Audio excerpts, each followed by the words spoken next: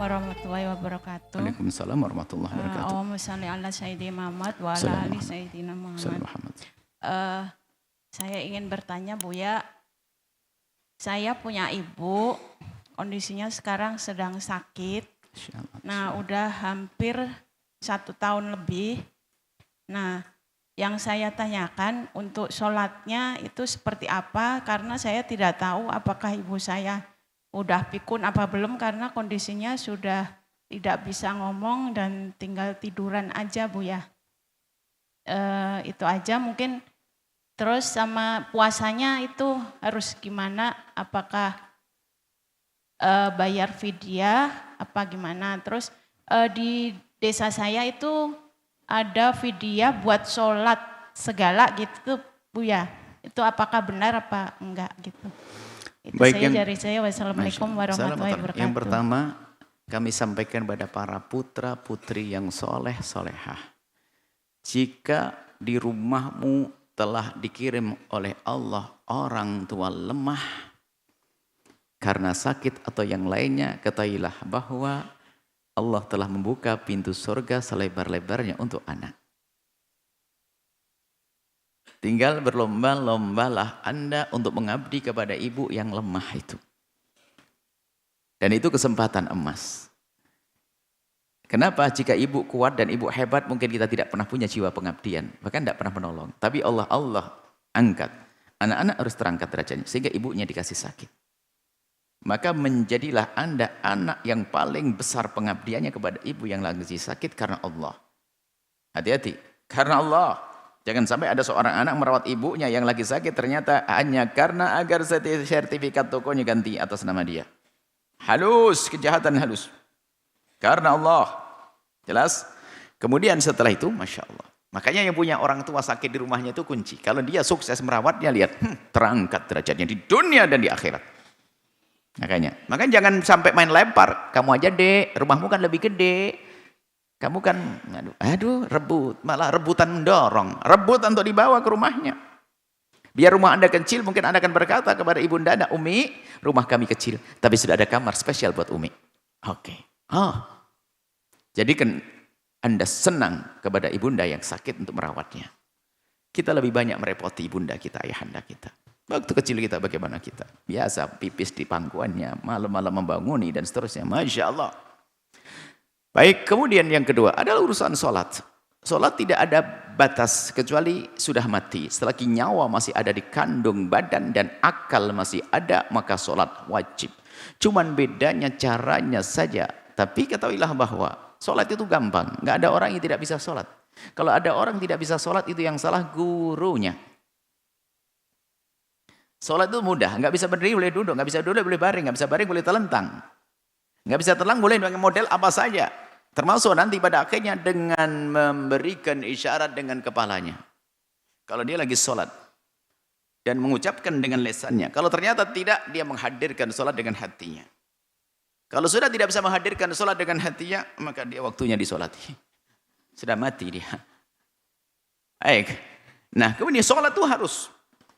Cuman, makanya kalau tidak punya ilmu, jangan ngajari orang sholat. Oh sudah nggak bisa berdiri, paksa berdiri, bodoh. Boleh duduk, boleh baring. Maka sebisanya. Nah, ini peringatan, ini yang tidak pernah diperhatikan oleh seorang anak. Nih, sisi apa?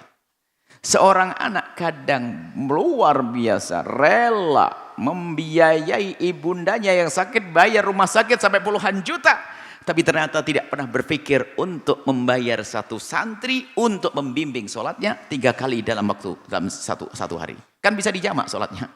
Itu tidak pernah dipikirkan. Coba kalau Anda membayar tetangga yang ngerti ilmunya 50.000, 100.000 sekali sholat, berarti kan di rumah sakit kita bisa memberi bayaran mahal.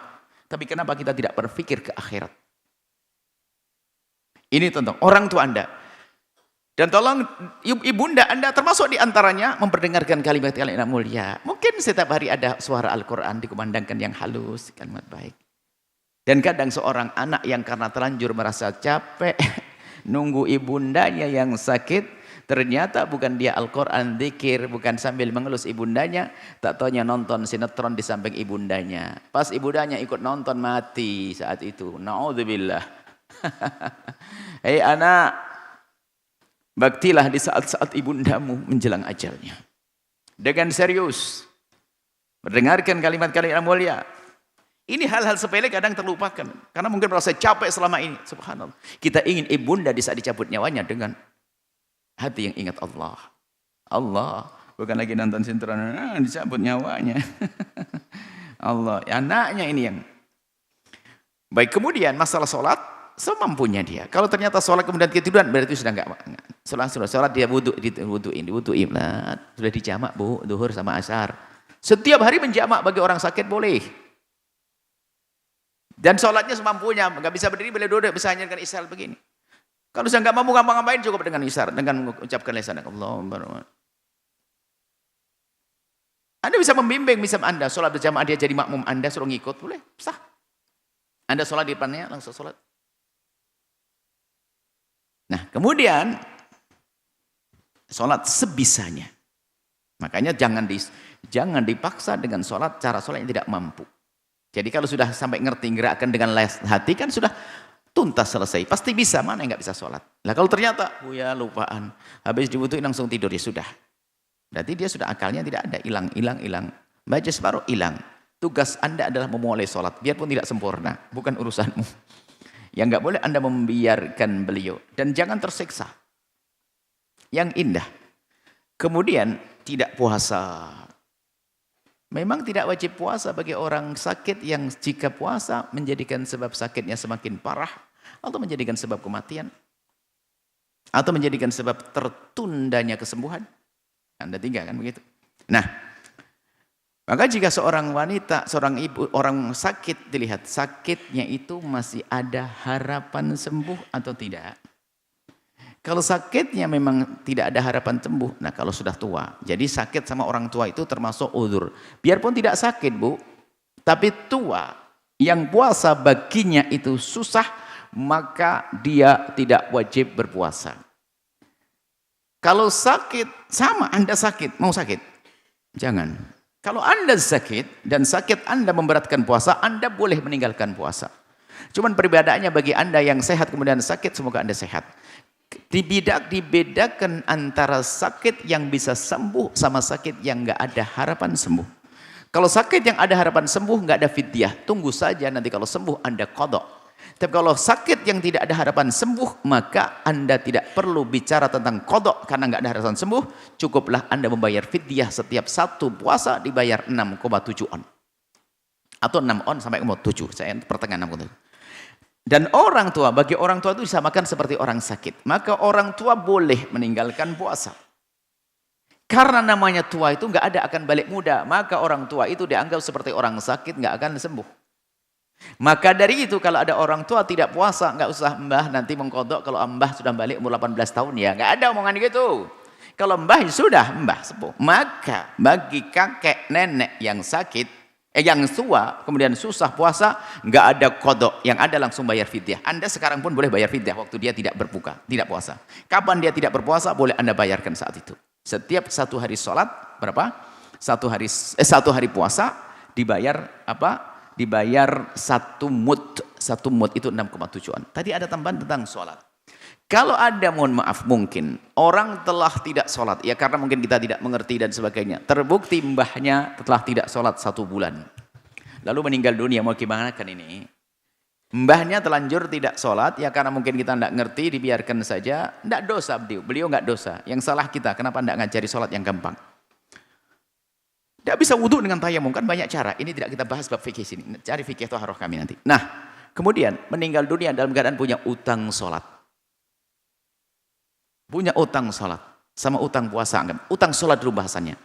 Jika orang tersebut punya utang sholat, maka ada 3 pendapat. Anda boleh pilih. Tergantung kondisi Anda. Yang pertama pendapat yang dikukuhkan adalah kalau orang meninggal punya utang sholat, nggak perlu dikodok sholat, nggak perlu dibayarkan fidyah. Sudah, tinggal istighfar saja. Allah ampuni, angkat derajat. Pendapat yang kedua adalah dibayar fidyah itu dikiaskan dengan puasa. Pendapat kedua, dibayar fidyah. Jadi satu sholat yang ditinggalkan dibayar 6,7 on. Setiap sholat yang ditinggalkan Anda bayari 6,7 on. Bagi yang memilih pendapat ini berarti wajibnya seperti ini. Berarti diambilkan dari peninggalan warisan. Karena ini dianggap sebagai kewajiban. Boleh dibayarkan fidyah. Lah mungkin di kampung Anda ada orang ngodoi sholat untuk orang meninggal dunia. Apakah ini ada pendapat semacam itu? Ini pendapat yang paling lemah. Paling rendah. Yang diambil oleh imam besar dalam mazhab Syafi'i, yaitu oleh Imam Subuki mengatakan, aku melakukan untuk ibu saya waktu itu.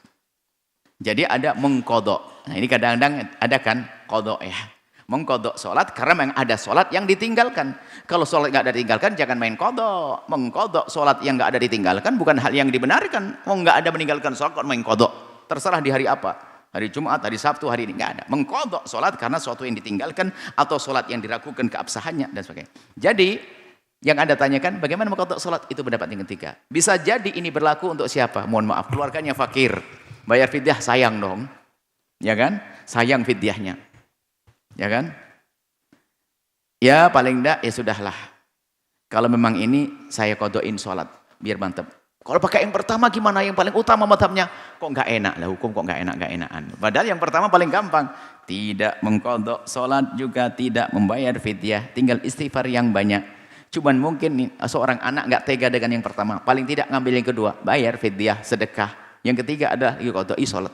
Kurang lebih seperti itu. Ini dunia fikih itu luas, mudah. Yang penting jangan tersiksa. Mudah dalam beribadah, mudah dalam beramal baik. Intinya, baik-baiklah dengan ibunda Anda di hari-hari seperti ini. Anda akan mulia di kedepan hari. Wallahu a'lam bishawab. Sahabat Al-Bahjah TV, setelah menyaksikan video ini, jangan lupa bersolawat kepada baginda Nabi Muhammad. Shollu ala Nabi Muhammad. Allahumma sholli alaihi wa ala alihi wa sahbihi.